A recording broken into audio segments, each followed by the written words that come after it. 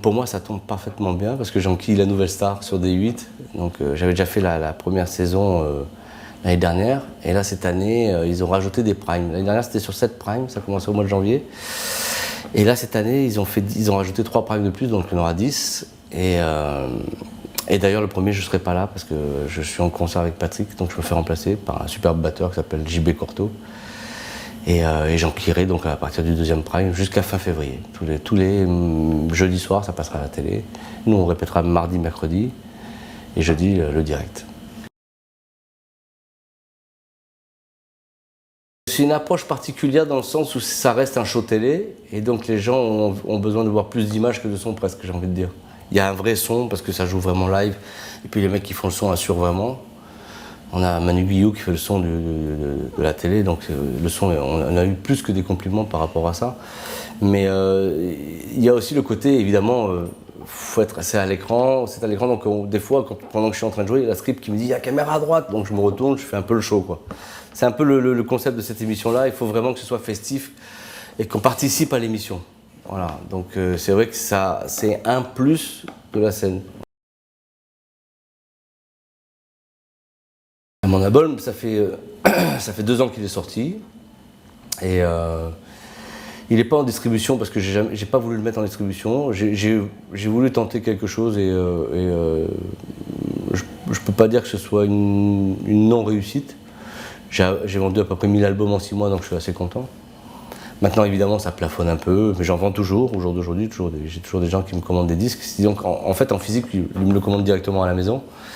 Et sinon, il est en téléchargement, en vente sur iTunes Store et tous les trucs de téléchargement, évidemment. Et c'est un album que je suis très content. J'ai toujours du plaisir à l'écouter aujourd'hui. Et c'est vrai que j'ai voulu me faire plaisir, donc j'ai fait un album avec beaucoup d'invités. C'était un concept un peu à la Pat Metheny Group, parce que j'aime beaucoup Pat Metheny. Donc il y a plein de jolis morceaux avec des jolis thèmes. Et moi, je suis pas plus en avant que ça en tant que batteur. Je me suis fait plaisir à laisser mes collègues solistes à se mettre eux en valeur et moi à les accompagner. Mais j'aime beaucoup cet album-là. Mais c'est vrai que j'ai beaucoup de mal à trouver un tourneur parce que c'est d'abord un premier album. Et puis en plus on est 6 sur scène, donc les tourneurs actuellement, vu l'état du pays, avec la crise, ils sont assez frileux de signer un sextet pour une première tournée. Donc je suis déjà en train de penser au deuxième album. Voilà. Le prochain se fera en trio. Et je suis en train de bosser sur les compos actuellement. Et je pense que je vais commencer à enregistrer peut-être au mois de janvier, peut-être au février, je vois. Pendant les trous de la Nouvelle Star, essayer de me prendre 2-3 jours de studio et commencer à enregistrer des trucs. On va voir un peu. Ça implique beaucoup de choses. C'est-à-dire que moi, je pense que j'ai eu la grande chance de rencontrer un jeune pianiste qui s'appelle Vincent Bidal, qui est un ami, hein, et qui est un pianiste extrêmement talentueux et qui m'a vraiment amené l'énergie qu'il fallait pour arriver à faire ce truc-là. Parce que j'ai essayé quelques fois, il y a une dizaine d'années, de faire un peu des morceaux à moi, de monter des équipes et tout ça. Et puis on se retrouve toujours tributaire du musicien qui est jamais là, du studio qui est pas libre au moment où on en a besoin. Ça devient très compliqué et on a vite tendance à baisser les bras.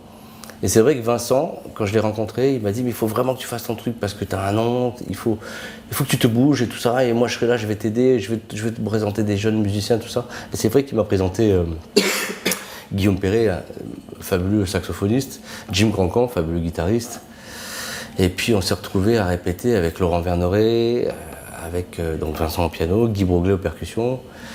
Et puis on a monté ce truc-là comme ça, ce sextet ensemble. Et puis après j'ai fait venir tous mes potes, mes invités, Fifi Chaillet, Dominique Bertram, Hervé Brault, Robert Legal, Jean-Marie Écaille, les choristes Mehdi Benjeloun et Eric Filet, les choristes de Véronique Sanson, et Lionel Suarez à l'accordéon. Il y a eu Yannick Sokal aussi au saxophone. Enfin il y a eu beaucoup d'invités. Et c'était très agréable. Et on a commencé à jouer dans les clubs. Je me suis dit, bon, maintenant que j'ai monté mon groupe, grâce à Vincent, qui m'a bien aidé, je vais commencer à jouer dans les clubs. Donc Maria m'a ouvert les portes du Baiser Salé, parce que Maria, on se connaît depuis 25 ans, depuis que je suis arrivé à Paris. Et donc j'ai commencé à faire mes premiers pas là-bas, et c'était super sympa, superbe accueil du public. On a fait des soirées où c'était plein à craquer au Baiser Salé, donc j'étais assez content. Et puis je me suis dit, tiens, je vais faire un album, et chercher un studio. Et puis un jour, j'ai croisé Véro, la patronne d'Omega, Studio Omega, un des plus gros studios de Paris, qui me dit ah, tu m'envoies des invites pour venir écouter ton groupe là, mais c'est quoi ce groupe? Alors je lui ai expliqué, j'ai monté un groupe, tout ça. Et il me dit mais t'as fait un CD, tout ça? Je dis non, pas encore. J'ai cherché un studio. Et là, je me suis fait insulter. Elle m'a dit mais pourquoi tu viens pas nous voir? Moi je te passe le studio, viens. Et donc elle m'a prêté le studio, carrément. Pendant 8 jours, je me suis retrouvé dans un des plus gros studios parisiens pour enregistrer avec mon équipe. Donc c'était quand même un merveilleux cadeau. Donc c'est un album qui m'a quasiment rien coûté. Mais c'est vrai que par l'aide des gens, j'ai réussi à le faire. Là aujourd'hui, pour mon album en trio, je me retrouve un peu tout seul. Parce qu'évidemment, Vincent, maintenant qui m'a donné les rênes du truc, donc il pense que voilà, il faut que je peux me débrouiller tout seul, et c'est vrai. Et j'ai envie en plus de franchir ce cap-là, de me débrouiller tout seul, mais c'est plus difficile. Il faut vraiment penser à tous les compos, appeler les gens, réserver le studio, commencer à répéter. Et puis en plus, dans une tournée avec Patrick Bruel, c'est très compliqué parce qu'il y a tellement peu de jours où on est libre. Donc j'essaye de garder un peu de temps aussi pour ma famille, donc c'est assez compliqué. Mais là, c'est vrai que janvier-février, c'est la bonne occasion, comme on est en break avec Bruel et puis que je fais la Nouvelle Star que 3 jours par semaine, ça me laisse un peu de temps pour faire d'autres choses.